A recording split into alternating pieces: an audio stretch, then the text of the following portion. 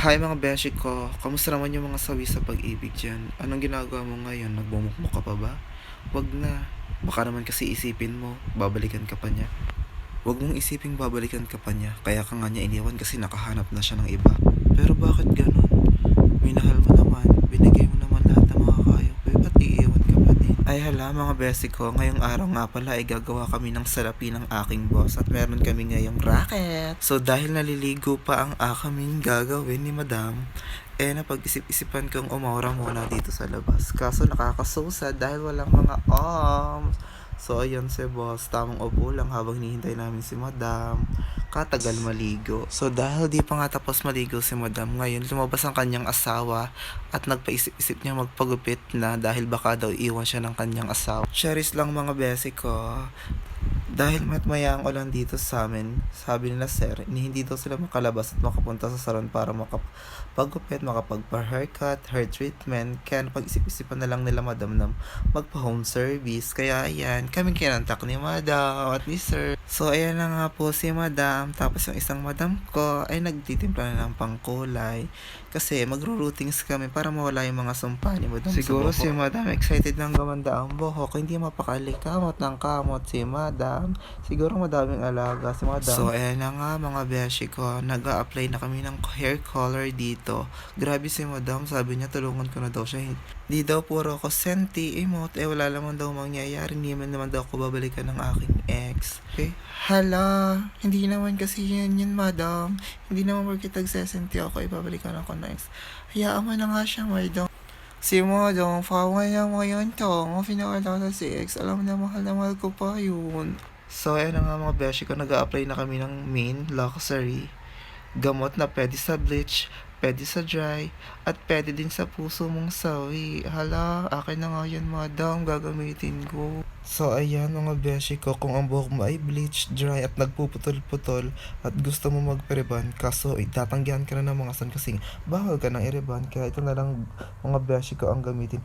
Main Luxury Keratin Protein na pwede sa bleach, pwede sa dry, pwede sa puso mong sawi. So, take notes mga beshi ko. This product nga pala is same day hair wash na siya.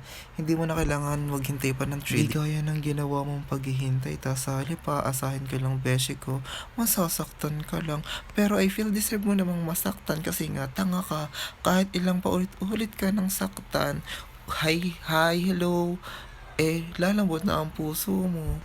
So, ayan na mga beshi ko, na-applyan lang ni madam ng main luxury hanggang ma-full ang kanyang buhok na magkaroon ng gamot na sakit sa puso mong sabi. So, ayan nga mga besi ko, binabad lang namin ng mga 1 hour ang buhok ni madam.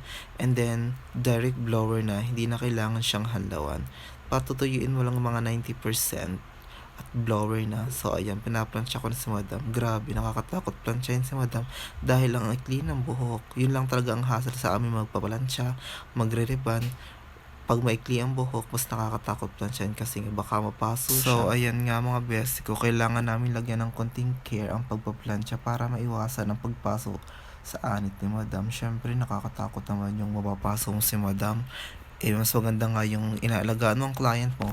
At least, may pet ba ka na, may client ka pang babalikan.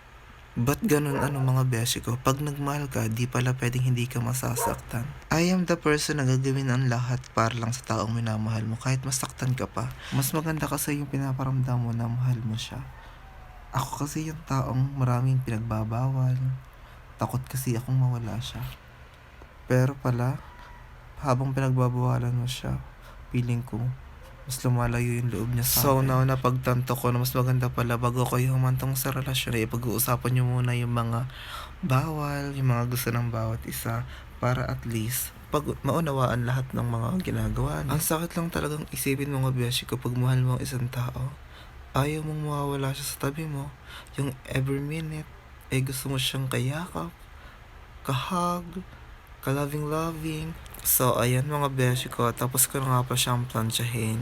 And then, tinggal lang natin siya ng 10 minutes para mawala yung init sa buhok niya. So, ayan, after 10 minutes, hahalawan na natin siya ng number 3 ng main luxury, Protein Collagen. So, ayan mga beshi ko. Nahalawan na nga pala siya ni madam ng Keratin number 3 male luxury. At ngayon, nagpo-proceed na kami sa pagbo-blower. And then, warm temperature lang palang ginamit namin dyan. Pagkatayunan, makikita mo na agad ang resulta. Hindi mo na kailangan maghintay pa ng 3 days para iligo.